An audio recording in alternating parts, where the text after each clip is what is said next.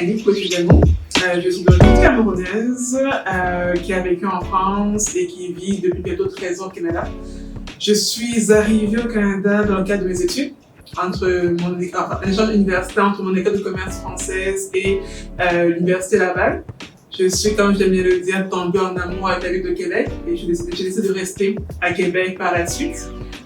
J'ai travaillé dans le domaine des services financiers comme employée pendant près de 7 ans.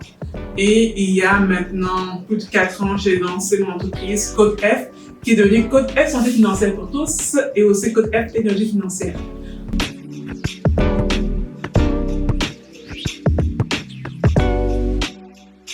Premier obstacle, donc, c'est travailler à démarrer une carrière parce que même si j'ai des diplômes, j'ai pas d'expérience professionnelle, j'ai pas d'expérience québécoise. On se situe encore en 2012, ok, on en parlait beaucoup. Donc, c'était construire sa carrière, monter des échelons petit à petit.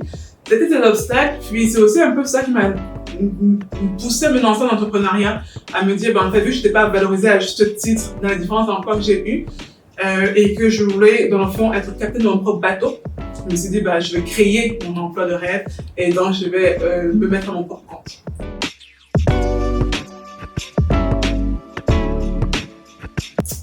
Un conseil pour la communauté, mon Dieu, j'en aurais tellement.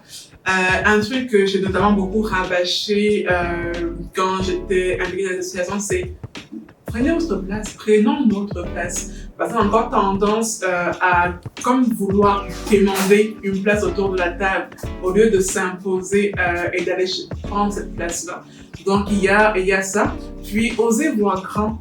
En fait, parce qu'on est encore, il y a un concept qui parle beaucoup de sentiment d'imposteur, parce qu'on est immigrant, on ne se sent pas forcément comme chez nous, donc du coup, on n'ose pas prendre la place, on n'ose pas avoir des ambitions, de grandes ambitions, en fait. Et puis moi, je dis, en fait, non, il faut oser parce que c'est à nous de construire le Québec qu'on veut voir, et le Québec dans lequel on aimerait vivre, en fait, donc oui, d'oser.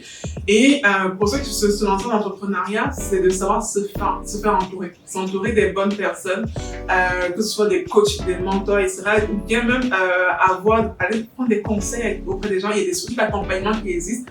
Aller auprès d'eux, parce que de la même manière qu'on me dit, ça prend un village pour élever un enfant, je pense que ça prend un village pour élever un entrepreneur aussi. Donc c'est un peu ça les conseils.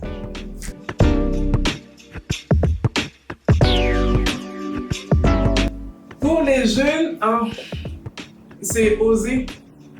C'est oser, on n'ose pas. En fait, moi, j'aime toujours dire, genre, dare to dare. Oser. Parce que justement, on a peur, on ne se fait pas confiance, on ne s'écoute pas assez.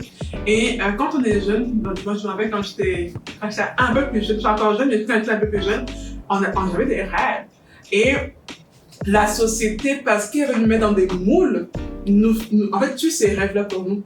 Et si on ne reste pas connecté à ça, on va rentrer dans le chemin et juste continuer de se sentir battu, mais pas par nous, et mourir avec du feu de l'intérieur.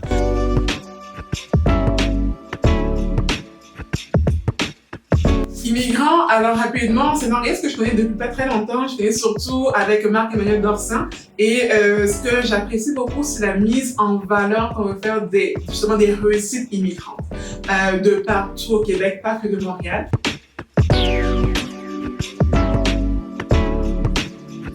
Donc, comme je disais, le débat, en fait, qui est une initiative de immigrants, c'est vraiment une soirée pour reconnaître l'apport de la communauté immigrante dans la société québécoise et quoi de mieux que de participer pour nous aussi, en tant que communauté immigrante, montrer qu'on soutient cette initiative-là qui est ô combien importante pour notre communauté au complet et la société d'accueil aussi.